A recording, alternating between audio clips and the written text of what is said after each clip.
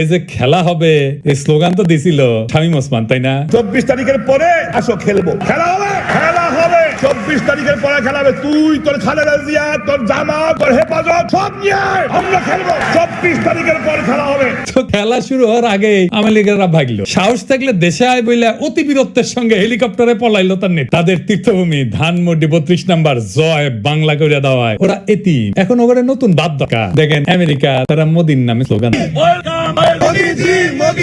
We are for Modi ji. We are for Modi ji. We support. We support Modi ji. Modi ji. We support. We support Modi ji.